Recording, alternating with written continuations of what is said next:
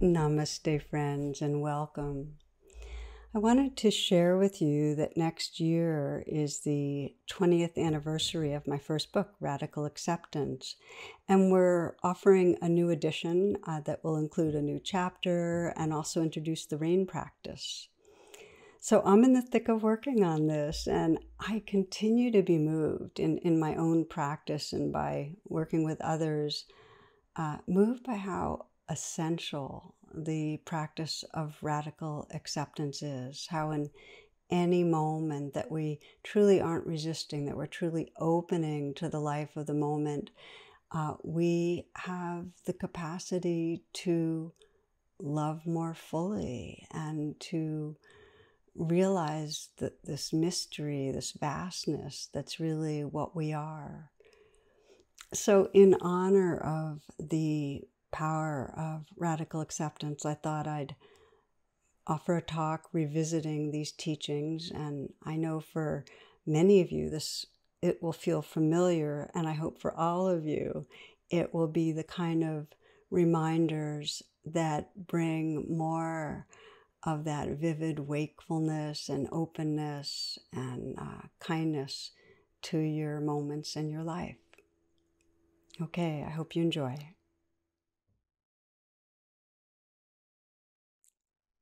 Namaste. Greetings, friends. A good number of years ago now, the Dalai Lama was interviewed by Network News, and the inquiry was really about happiness, because that was the subject of his latest book. And they asked him a question, which was, what was your happiest moment in memory? And his response, he first gave that kind of now classic mischievous look, and his response was, I think now. And I've always loved that story because, for many listening, being present here and now is not a new idea. And yet, as we know, often it's mostly an idea. We're usually on our way somewhere. We're usually checking things off the list. So often we're lost in thought and thinking that the important moment of our life, we're on our way to it or it's already in the past. But it's rare that we sense, well, right now, this moment really matters. The gift of meditation, of training in presence, is that it really allows our body and mind to be in the same place at the same time. It allows us to arrive in the one place where love and happiness and creativity and healing, freedom, all is possible. So our inquiry really is what takes us from presence. And if we begin to look, we're in a trance of thinking most of the time. And that trance is typically driven by wants and fears, by the sense that something's missing right now or something's wrong. And even under that, it's often, and this is usually our core focus, that something's wrong with me, with how I am, with what I'm doing, that sense of never enough, that I'm in some way deficient or flawed, and that failure's around the corner. And the expression of that is a background sense of fear or anxiety and uncomfortableness and sometimes shame. So this will be our subject for this talk, which is how do we wake up out of this trance of feeling like there's something wrong with us? How do we disentangle from the self-judgments and live our lives? And one of the stories I'll always remember, a woman described being with her mom when her mom was dying, and she was in a coma, and at one moment her mother kind of woke up from the coma and was very lucid and looked her in the eyes and said, all my life I thought something was wrong with me. And those were her last words. And for this woman, in a sense, it was a kind of a gift, because it made so clear how we can go through decades, how many moments we miss of living, of loving, of enjoying beauty, when we're all wrapped up in thinking that we need to be different, that we're falling short in some way. And this is what drew me to write my first book, Radical Acceptance, that as a response to that sense of being flawed, being caught in what I call the trance of unworthiness. I remember after writing the book, I was on book tour, and one stop, I was giving a workshop on this, and there was a big poster of me, and the caption at the bottom was, "Something is wrong with me." It was a great welcome to a new community there. And yet, for those of you listening, if you start looking at your life, most of huge amount of self-judgment. And what we don't always realize, and this is why I call it a trance, is how much that underlying sense of not enough affects our moments, affects how generative and creative we are at work, affects our relationships, how intimate we can be, because it's very hard to be close to others if we feel something's wrong with us. It affects everything. And the Buddha said that the great suffering we experience is not realizing the truth of who we are, our true nature, and being caught up in an identification with a small, limited self. And there's a story I've always loved that I think describes this so beautifully, true story, that there was an enormous clay statue of the Buddha in Thailand, and it wasn't beautiful, but it was loved and revered by the populations. It had survived over centuries of storms and battles and so on. And in the 50s, there was a long dry season. And during that time, some cracks appeared. So an enterprising monk shined a flashlight into the crack.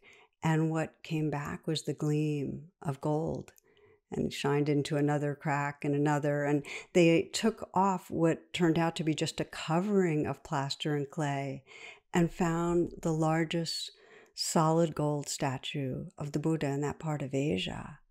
And what's interesting is the monks say that the statue was covered to protect it during tumultuous times. And it's much in the same way that we protect our innate goodness and purity. We cover it over when we feel threatened to be able to navigate our world.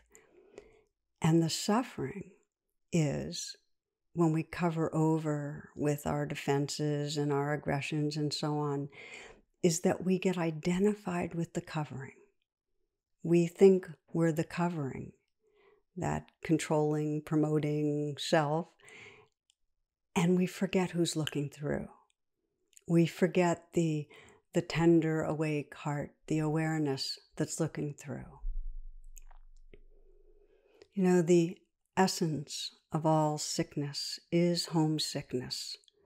There's a suffering when we forget the gold, when we leave home. We forget what we really belong to, that aliveness and awareness and loving. We forget who we are. A story from my son's youth in a school he went to. In the art classes, the children would sit forward to a table. A teacher would circulate as they did their artwork. And one time, teacher saw a little girl being very industrious with her drawing and stood behind her for a while. And then she asked her, "Hon, what are you drawing?" And the little girl responded, "I'm drawing God." And the teacher kind of chuckled and said, "Well, no one knows what God looks like." And without skipping a beat, without even looking up, the little girl said, "They will in a moment." So, it becomes such a profound inquiry, what leads us to forgetting who we are, to judging ourselves so harshly, to becoming so identified with the coverings. And really, we can look first, main culprit, the messaging of our culture. Our culture tells us what it means to be a respectable person, a successful person, a likable person. There's an essay I love, a short essay that illustrates this, and it goes like this. It says, if you can start the day without caffeine or pills, if you're cheerful, ignoring aches and pains, if you can resist complaining and boring people with your troubles, if you can understand when loved ones are too busy to give you time, if you can overlook when people take things out on you when through no fault of yours something goes wrong, if you can take criticism and blame without resentment, if you can face the world without lies or deceit, if you can conquer tension without medical help, if you can relax without liquor, if you can sleep without the aid of drugs, then you are probably a dog. We value ourselves according to society's standards of success. How we should appear, how we should look, the size of our body, the kind of intelligence. I often think of children in school and the message they get that really only left brain intelligence counts, and how many come out thinking that they're stupid, that in some way they're inferior. That really pains me.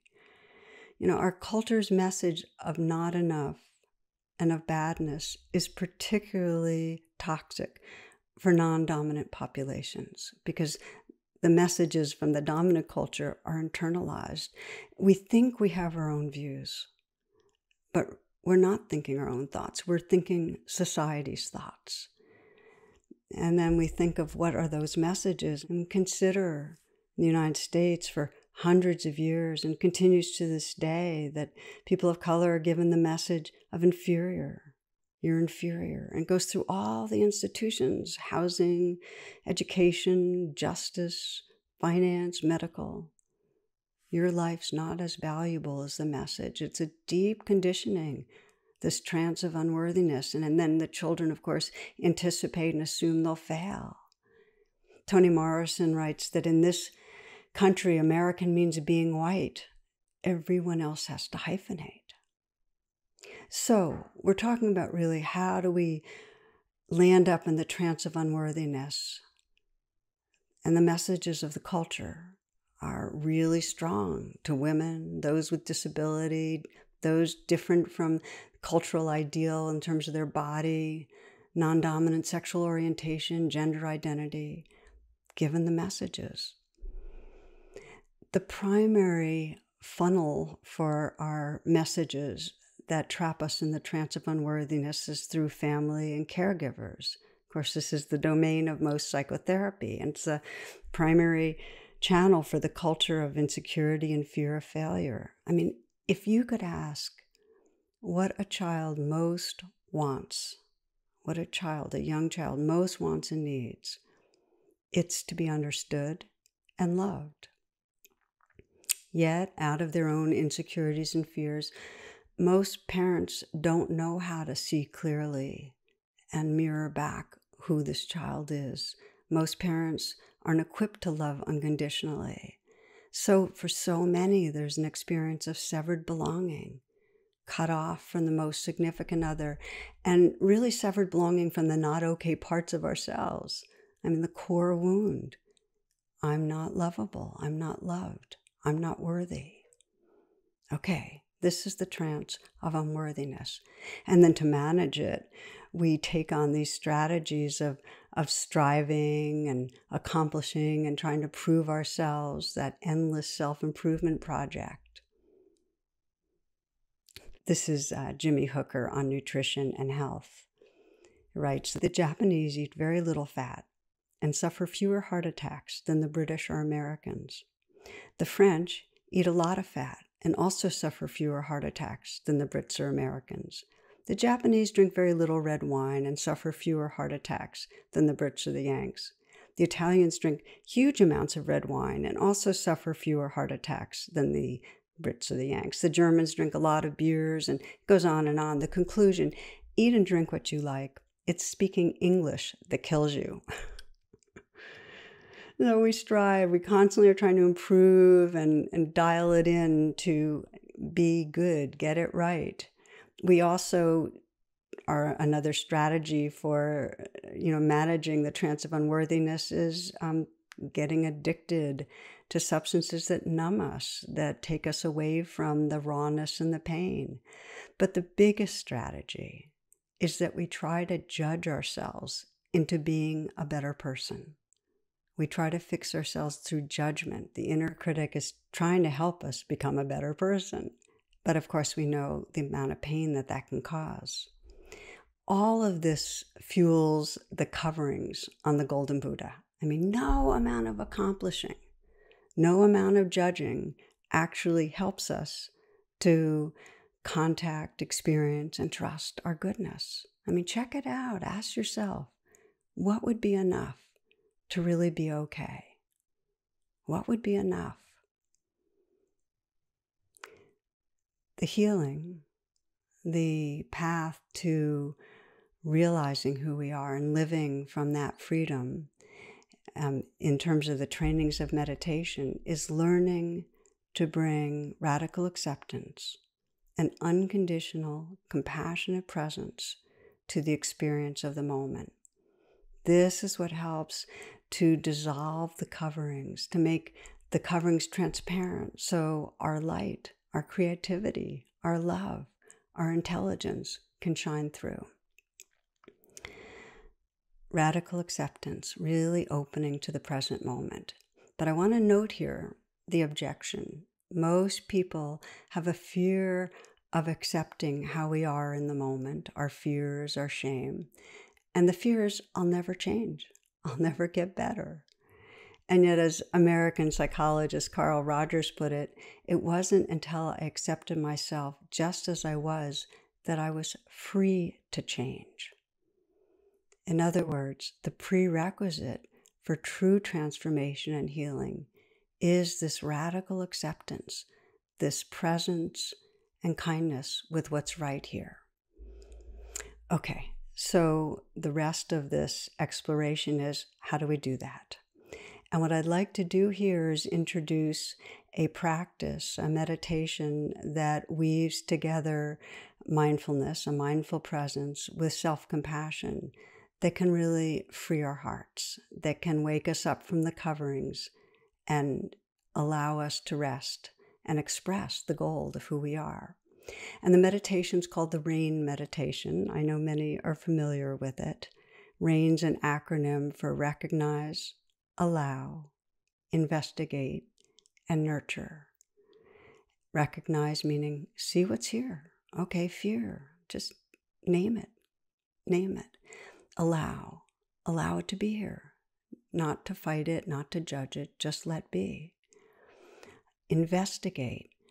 That doesn't mean cognitively investigate. That can be a trap. It means investigate by deepening the inquiry into the body and feeling what's here, contacting it. And then nurture, the last part of RAIN, is to bring kindness to what we find. When we do that, we experience what's called after the RAIN, which means we start opening to our natural being, to the gold that's here, to the awareness and love that was here but covered over.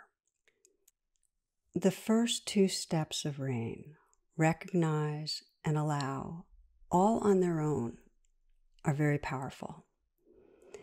One man I was meeting with was in the mid stages of Alzheimer's, and he was a meditator and he was a psychologist, and he knew what was going on, and he described to me an experience he had at the onset. He had been invited to give a talk, 100 people or so, and when he arrived and he was about to begin, and he went completely blank. I mean, he had no idea why they were here or what he was supposed to say. So here's what he did. First, he did nothing. He just paused. And then he started naming what he was aware of. He named, fear, and then he bowed. Then he'd name confused, and he'd bow. Then he'd say heart pounding, bow. This went on, and he started saying breathing, bow, relaxing, bow. He looked around and he apologized and I'm sorry. And one of the people in the group said, no one has ever given us the teachings like this. and they had tears in their eyes. And what had he done? Well, first, he didn't do anything. He did what I call the sacred art of pausing. He just stopped. It's as Viktor Frankl puts it, he says, between the stimulus and the response, there is a space. And in that space is our power and our freedom. He just stopped. And then he began those first 2 steps of rain, which are really an expression of mindfulness, where he just named what was going on and he bowed. He allowed it to be there.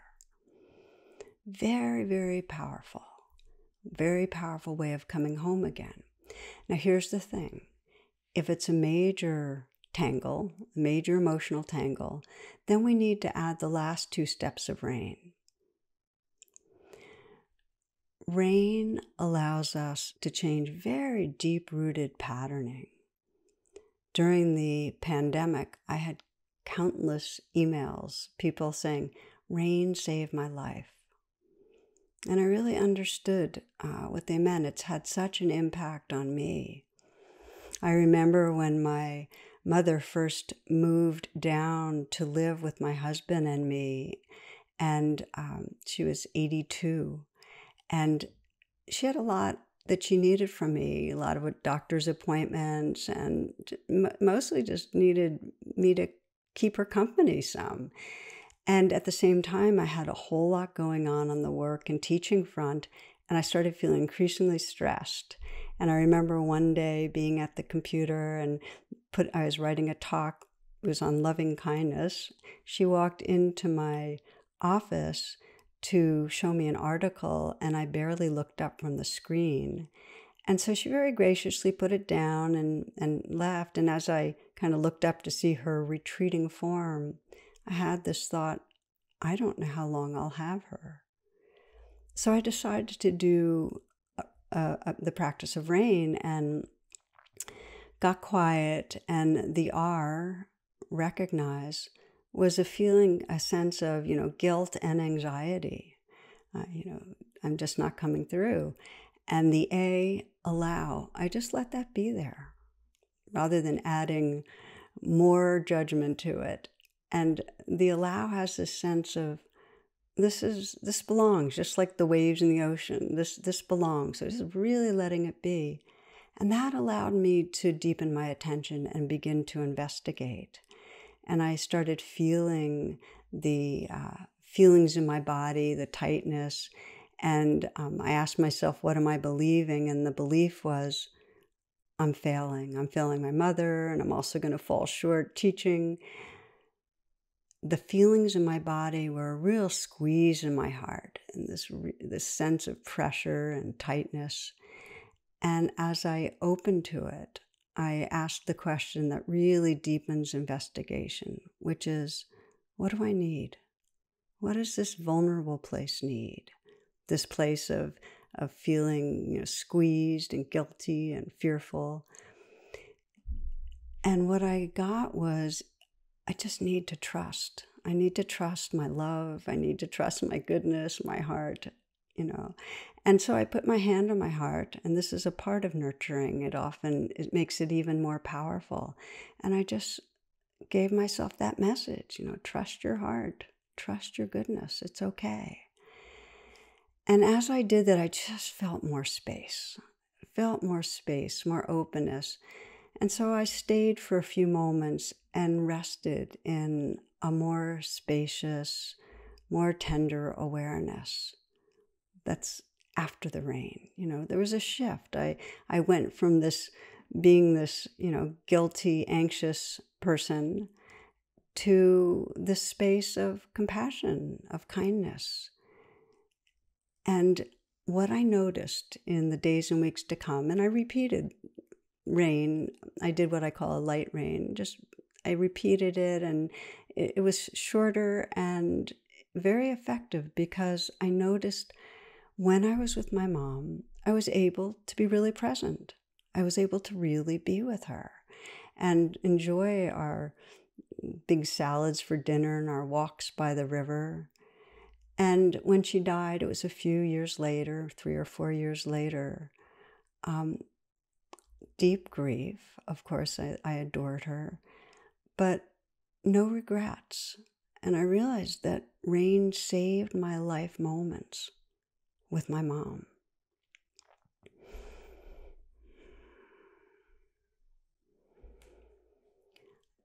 When I did the rain practice, I put my hand on my heart, I gave myself a message, and that's often a beautiful way of self-compassion, to give ourselves a message that will bring some comfort and healing.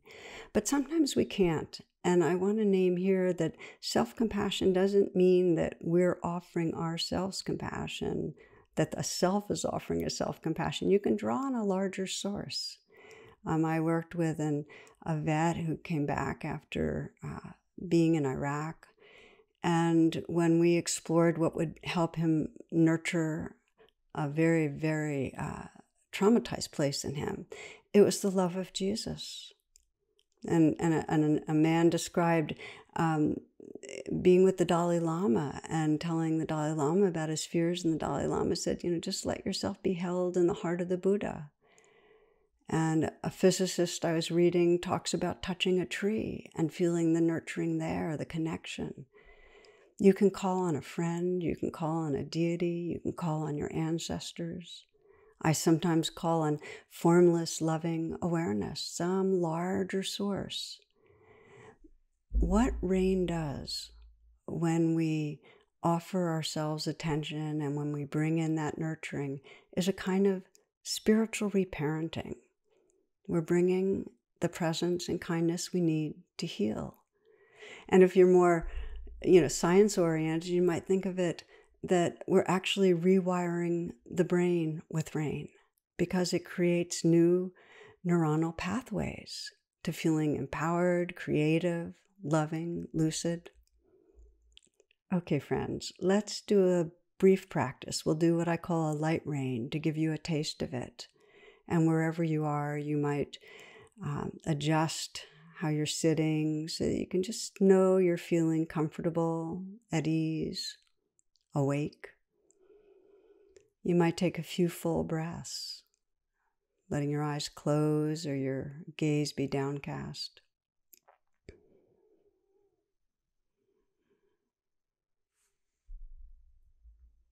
And you might bring to mind a situation in your life that feels difficult where you turn on yourself in some way. It might be in a relationship, might be at work, might be related to an addiction, to a health challenge, but somewhere, some situation where you land up feeling judgmental and down on yourself.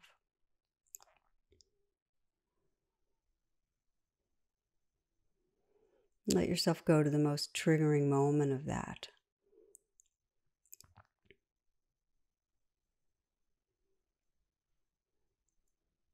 And we begin a light rain by recognizing what's going on. And you might just mentally whisper the word that most captures what's going on. It might be judgment, shame, embarrassment, fear, anxiety, anger.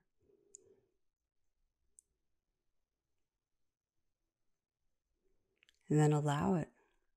And that means in some way you're saying this belongs, this is part of the experience of the moment. Letting it be. And beginning to investigate it. What am I believing when this is going on?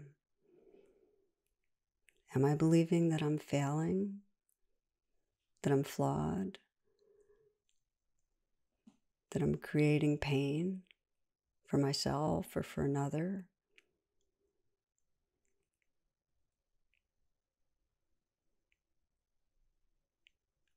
And with whatever I'm believing, what's the strongest feeling in the body going on?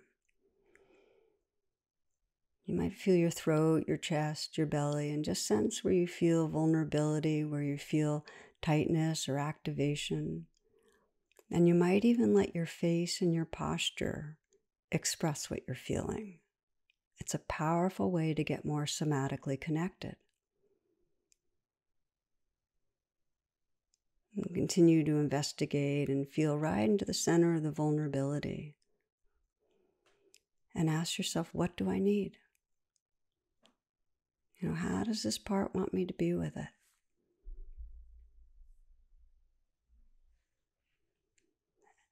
And explore nurturing. You might put your hand on your heart, especially if you've never done it. Vary the touch so it expresses kindness. And just send some message inward that you think might be healing. Could be, I care about this suffering. Or trust your heart, trust your goodness. Or I'm here and I'm not leaving. Or it's okay, you're enough. Whatever you sense will bring some healing. And you can have it come from an outside source. A friend, a grandparent, your dog, the trees, a deity, formless, loving awareness. Let that energy of kindness move through your hand right into your heart to wherever you feel vulnerable.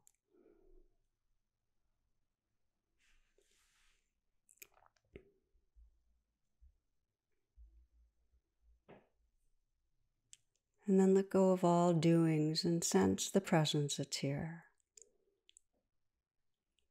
Sense the shift from a flawed self to the awakeness, the awareness, the tenderness, noticing the gold.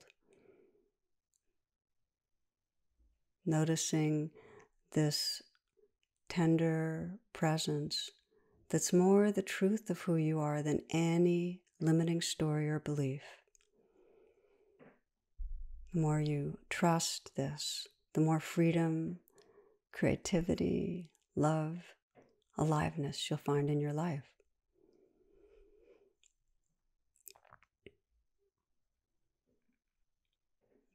And take a few full breaths. If your eyes are closed, opening your eyes. And the last part, we've been focusing on inner healing. And as we hold our own being with radical acceptance, as we practice rain and come home into who we are, that loving presence naturally extends to others. We're able to see their vulnerability and see their gold. And I've worked with so many parents, been reactive with their children, and done a kind of inner rain process, and much more able to see and respond to their children's unmet needs, less judgmental, And I've worked with so many people who are in conflict with partners, other people in their life, and that inner work enables us to put down blame and really communicate in a much more intelligent, open-hearted way. And it takes practice. We go into trance.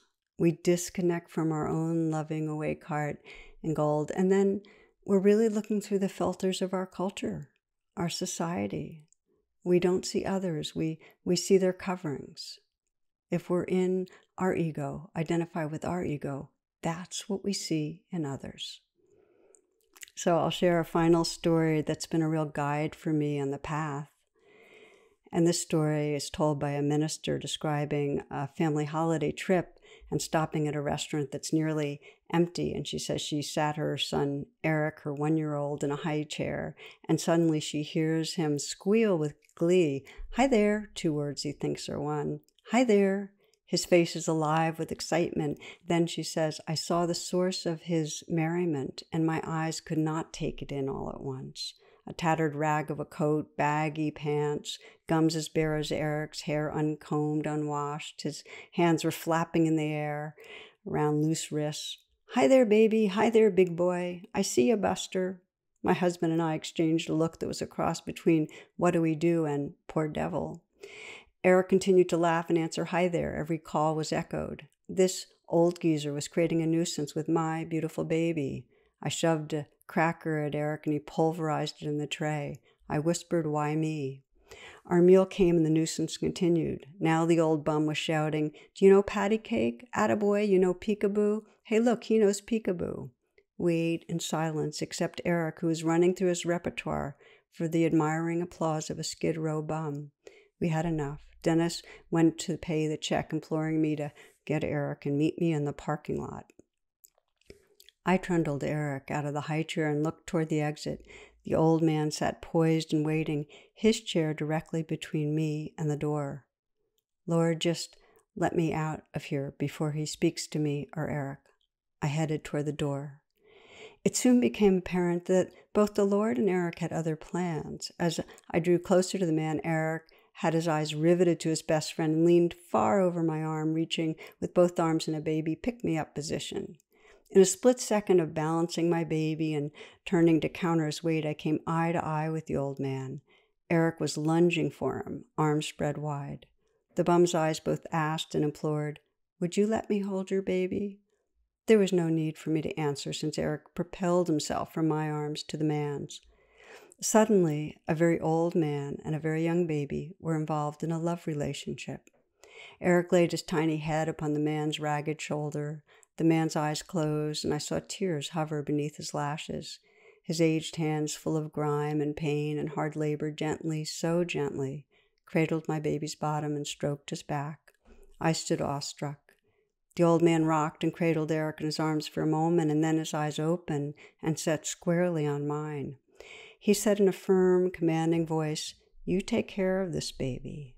Somehow I managed "I will" from a throat that contained a stone. He pried Eric from his chest, unwillingly, longingly, as though he was in pain. I held my arms open to receive my baby, and again the gentleman addressed me. "God bless you, ma'am. You've given me my Christmas gift." I said nothing more than a muttered thanks. With Eric back in my arms, I ran for the car. Dennis wondered why I was crying and holding Eric so tightly, and why I was saying, my God, forgive me."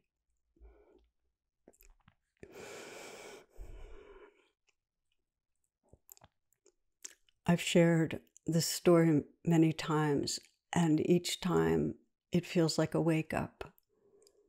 We think society's thoughts. We forget to look past the coverings towards the human heart.